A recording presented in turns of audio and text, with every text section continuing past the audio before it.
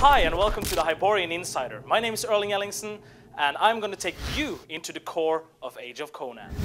Alright, so it's been 4 months since we launched Age of Conan, and during that time we've been putting a lot of time and effort into making Age of Conan an even better game by addressing the concerns of you the players and just generally improving on the entire gaming experience.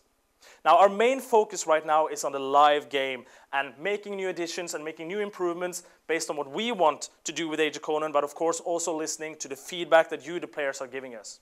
So today we're going to take a short look at some of the new features and content that is coming into the game in the next few weeks and months, and we're also going to give you an exclusive first look on some upcoming DirectX 10 features. Now, one of the things that we've been hearing from you, the players, is that you want more content at level 55. So our first big content update is Ymir's Pass, this place that you can see right behind me here. Now, there's a dramatic storyline taking place here. You have basically an unholy alliance between the Stygians and the bandits of Atzal, who's invading this place and causing a lot of trouble for the Cimmerians living here. Now, we're also adding a lot more Robert E. Howard stories into the game with this update. For instance, here you can see the Frost Giant's daughter running behind me, and I'm sure that you lore buffs out there know what I'm talking about.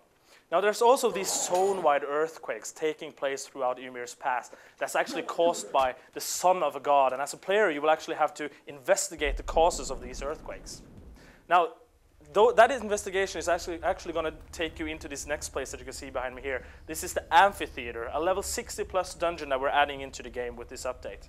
Now in this dungeon you will have lots of new quests and lots of new monsters that you have to kill, and some new gameplay mechanics as well. For instance, you have to destroy these portals that are spewing out more monsters. So there's a lot of dramatic encounters. For instance, here you have the Devourer behind me right here, and you will actually have to use this guy, the Devourer, in order to save this guy, the Frost Father. So this is basically a good example of how we're trying to bring more epic storylines into the game with all the content updates that we're going to be adding in the next few weeks and months. So if we look even further down the road, of course, you have even more content coming into the game. For instance, you have Tarantia Commons, a new level 40 plus area to the city of Tarantia, where you'll be taking part in this gang war going on between two gangs. You'll be climbing up walls, dropping onto rooftops, sneaking into people's homes, and just living the life that Conan himself did when he was a young adventurer.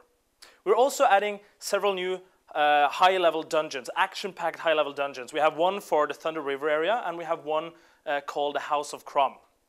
Now, based on player feedback, we've really taken our time this time around to make it more interesting, to make the dungeons more diverse, more epic, giving them more scripted events, adding more traps, and making the boss encounters a lot more challenging. Another thing we're doing is that we're adding new high-level items. So you have, for instance, high-level epic items coming in for all the classes for the first time. One of the most positive areas of feedback that we've been getting on Age of Conan is that it's a fantastic looking game, and right now we're working very hard on bringing that visual quality to the next level with DirectX 10 functionality. Now, DirectX 10 is going to allow us to introduce a range of new fantastic graphical features into the game, and today we want to give you a short glimpse of some of those graphical features that will go into the DirectX 10 version of the game. Now, not all of these DirectX 10 features will make it in at the same time, as some of them require a little bit more tweaking and polishing than others. But today we want to give you an overview on how Age of Conan will develop visually over time. Okay, first off, you have HDR, or High Dynamic Range Lighting, which is a way for us to create more realistic sunlight effects in the game. What we want to do is take the real-world sun and the beauty it adds to our world and put it into an online world. So you'll see more realistic ways of light reflecting off of surfaces. You'll see this sun bleed effect that you can see behind me, just making the light in the world much more realistic. Another thing we're doing is screen space ambient occlusion, which for us is a fancy way of explaining how we're adding soft shadows into tight areas and corners based on different light sources around in that area. So you can see here we're going from DX9 to DX10. It's just like a filter of realism that is added to the game. Improved physics is going to allow us to, for instance, when you're walking through grass, you'll see grass moving around your character, but even also when you're casting spells, you'll see grass violently rippling around your character. But when you're walking through the forest, for instance, you'll actually see trees blowing in the wind, and you'll see the shadows from the trees moving dynamically according to the movement of the trees. We're also adding some really cool fancy features, like this radial blur effect right here behind me when you do fatality moves. Another thing is volumetric point lights. that just adds more size to lights, give them more glow. And when you combine that with volumetric fog that you can see here, it just adds a lot more atmosphere and depth to the different areas.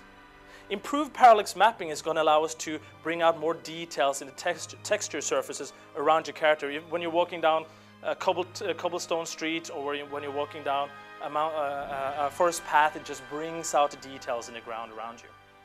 Improved specular reflection on water is going to allow us to, when you see the sun and a moon moving around you, it'll cast more realistic reflections on the water surface. But the really big difference is underwater, where we're adding caustic simulation that simulates the way light breaks through the water surface, creating this pattern on the seabed. As you can see here, going from DX9 to DX10, it's a staggering difference that is really inspiring us, our content developers, to add even more underwater areas for Age of Conan in the future, of course. Now, some of these features will also be available on DX9, but of course they're tailored for DirectX 10. All right, so that was some of the things that you can look forward to that we're bringing into Age of Conan in the near future. But of course, we're also working on other things that are important to mention. For instance, we're working on fixing the memory leaks. We're working on improving the gem system, the trade skill system. We're trying to make sieges more fun and more stable. We're improving loot distribution, all these different things that will make Age of Conan a better game. And of course, yes, I know we have been taking our time with it. The PvP update is about to come up, but we really want this to be right when we put it out there. But anyway, the first phase of the PvP update is about to leave the test servers and go on to the live servers very soon now. Now, please do log on to the forums, provide us with your constructive feedback, and we'll make sure to read it. And until next time, I'll see you in Hyboria.